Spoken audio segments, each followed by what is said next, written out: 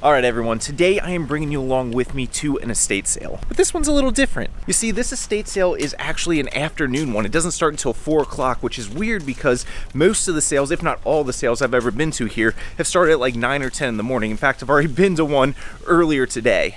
And I'm guessing the competition for this specific sale is going to be pretty high, not only because the photos looked really good, but like I said, most of the sales in the city happen at 9 or 10 in the morning, so everybody's kind of spread out at different sales in the morning, and, you know, competition isn't as fierce. However, since this is the only one happening at 4 o'clock, I feel like everybody's just kind of going to converge on this sale. Whoever enjoys estate sales is going to show up here. But really, we don't know what's going to happen until we get there, so let's just hop right over into the sale and see if we can get our hands on some good stuff.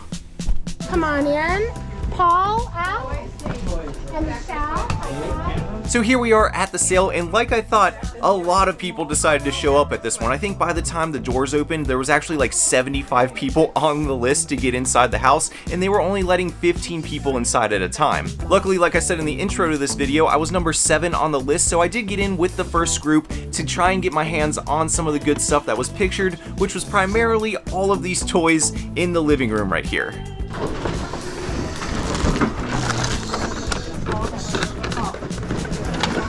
Oh, you're lucky. Everybody else got past. Yeah. That's a good one. Now, the photos for the sale did do a good job of showing exactly what was there, so I kind of knew what I was looking for. There was a lot of TMNT stuff in the photos, there was some G.I. Joe stuff in the photos, there was Jurassic Park stuff in the photos, but when I got there, a lot of it was individually priced and pretty close to eBay prices, so I kind of had to be really selective with what I was buying.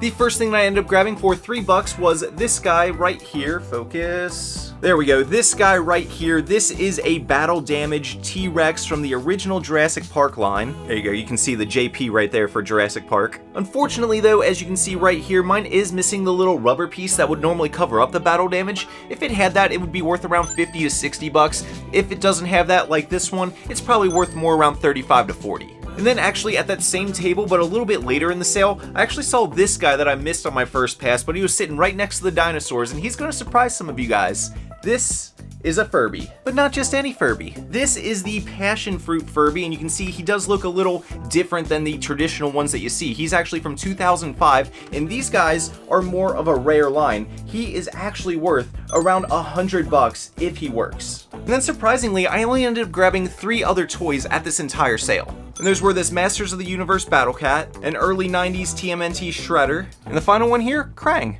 And while there were more toys at the sale that I would have loved to get my hands on, a lot of them just were priced up too high to where there wasn't much profit to be made, or another reseller simply got to them before I could. So anyways, after assessing the situation, I did end up grabbing one more sealed board game, this Dungeons and Dragons game right here, but I realized every seller was in this one room, so I wanted to go and check out the rest of the house. And the first stop was right here in the master bedroom closet. Pillage the closet right here. Look at that. Bears.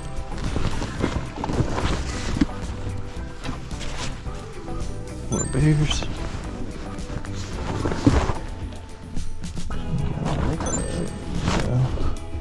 So as you're seeing here, as I was quickly flipping through the stuff on these shelves, I was finding some pretty cool pieces. However, I did make a bit of a mistake here because I didn't go through the rest of the closet, and there were some pretty awesome pieces hidden inside here that you'll see later in the video. But before we get to the rest of what I found, I gotta thank today's video sponsor, eBay. The holiday season is right around the corner, and we are currently heading into one of the busiest shopping seasons of the year. And that's not just within the US, that's all across the globe. And that's where the eBay International Shipping Program comes in handy. When you utilize eBay International Shipping, you're allowing your items to be available to people in over 200 countries instead of just one. Which means if you're selling stuff that does really well during the holiday season, like gifts or decorations, you are drastically increasing the amount of potential buyers that you have. And not only that, when you are sending stuff out with eBay International Shipping, you have reliable delivery times and it's hassle-free. Seriously, eBay makes it super easy. If you can do a normal domestic shipment, I promise you, you can ship internationally. Plus, you don't have to worry about returns. So, what are you waiting for? Make this holiday season your most profitable one yet by utilizing eBay International Shipping. And now let's go ahead and hop back over to the video. So on my way to explore the rest of the house, the next thing that ended up catching my eye was this giant bin full of vintage hats. These hats real fast. Super full, super old, cracked.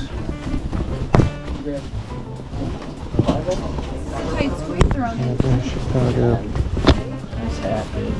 Yeah, the cracked one. Yeah, that's a cool one. You want that one?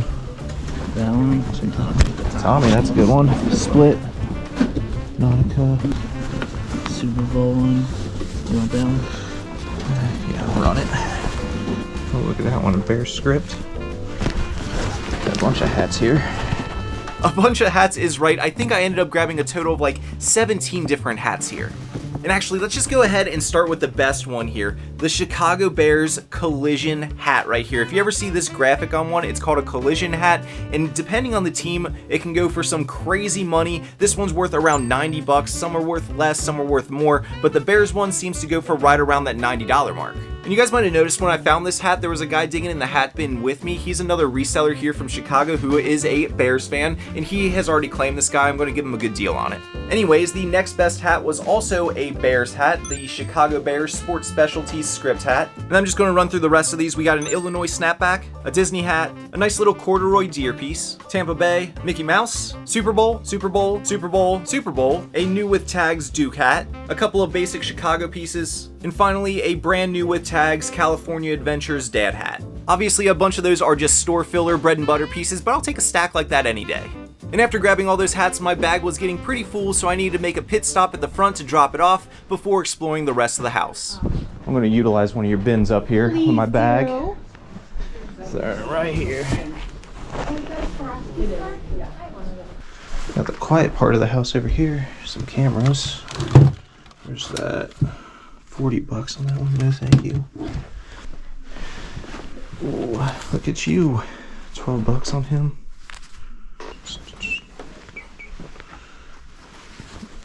Stuff over here is a little high. I think I'll go back to that closet. So after exploring those other two bedrooms and realizing that everything inside them was also priced up just like the toys were, I decided to go back to the master bedroom, to the closet, because all the clothing was just flat priced, and I figured I didn't go through the rest of it, and I am glad that I made this stop back, because look what I found. So Lacoste. Snag that one. Oh, here we go. There's a bin if you want to look through it with me. Looks like tees. Class stuff, whatever. Where are you? Disney Port of New Orleans. Is Lions Township around here? That's a sick graphic. I'm gonna grab it. That's really sick. 1990 Chicago Cubs, Bears. Grab it. Oh, where are you? Oh, nice. That's a good one. Oh yeah, that's a good one. That's a real sick one, dude. Look at that. Oh, yeah. That's sick. That. That's a real good Daffy and Bugs. Taz down there. That's sick. one. Bills. Animal Kingdom. Oh, you can see that hanging there. It's kind of cool. Mickey Popsicle. Oh, look at that. Another one? Oh, Oh my god. that is sick. So as you're seeing here, both of us ended up walking away with a pretty decent sized stack of t-shirts. I'm just going to quickly run through them real fast. First one was this Santa Mickey. Then we got the Disney Grand Floridian, Disney Beach Resort. This really cool Hawaiian style Mickey Mouse shirt. And it's actually got a cool little patch right here on the sleeve. It says Mickey & Co. Mickey Splashers right there.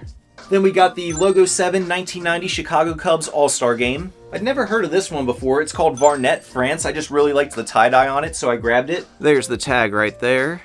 Then there was this really cool Lions graphic tee. And if I'm not mistaken, these next three right here are the best ones that I got. First up here, we got the Animal Kingdom Opening Day shirt, 1998. And look at this. It is brand new with the tags. And then we have the amazing all-over print Chicago Cubs Looney Tunes tee right here. Look at that, Daffy Duck on the front pitching the baseball. And then on the back right there, we got Bugs, Taz, and Yosemite Sam. That's just such a cool piece. And look at that, it even has like the fans in the background for the stands. That's so cool. And speaking of cool, this last one right here is amazing. The Chicago Bears all over print double-sided t-shirt right here. And check it out, it is a great size, it's a size large, and it's on the Magic Johnson tag, which is an amazing vintage tag to look for whenever you're out at a sale. And can you believe I almost missed out on all of that great stuff right there, because on my initial walkthrough of that closet, I didn't see any of that. I passed right by it,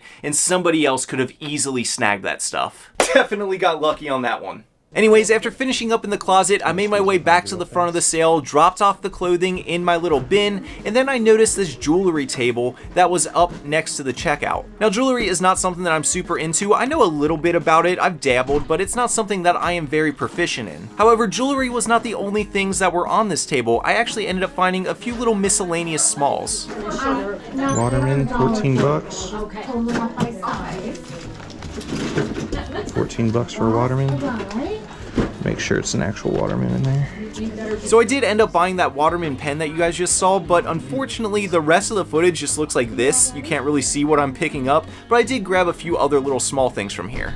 So one thing that I ended up grabbing was this little iPod Classic right here. You can see I did pay 18 bucks for it, which is a little bit more than what I typically like to pay for iPods, but this one's a good model. It's held its value relatively well, and it should go for around 60 bucks. And then next here, this is a little random. I found one single Nintendo Switch game. It was the only video game that I saw at this entire sale. It is brand new sealed, so I don't know if somebody just left this one and grabs the other ones, or if this was the only one that was available, but it still looks like it's like a $50 game, and I got it for 20 bucks. And then the last item here, I was a little iffy on because I've never sold this kind of stuff before, but I've seen others do really well with it. It's a pack of these California Adventures Disney pins. You can see I did pay 40 bucks for it, but when I looked it up on eBay, it looks like it should go for over $100 for this specific set. So I did take a $40 chance on this guy. It's not something I'm super familiar with, but hopefully it pays off. And then after I left that jewelry table, I did do like one more lap around the house. I checked out the garage to see if there was anything out there that I wanted, but I didn't really see anything else that I wanted to grab. All right, that is a decent haul right there. Not bad. So that's it. That is everything that I ended up getting at this estate sale. Obviously, a lot of the stuff that I went there for had been priced up, so I didn't get a lot of the stuff that I originally wanted, but I was able to pivot and get some amazing deals in the clothing and in the hats. Just goes to show, when you go to these sales, you need to be flexible with what you're buying. You might not get exactly what you went there for, but you can still end up walking out with some amazing stuff. And hopefully you guys did enjoy this little ride along with me and you learned a thing or two. If you did enjoy, please do me a favor, go down low, smash that like button for me. It really does help out my videos, and if you do want to see more videos like this, please go over and hit that subscribe button. Otherwise, that's it for now. I hope to see you guys all in the next one. Till next time, keep on treasure hunting. Peace! Woo!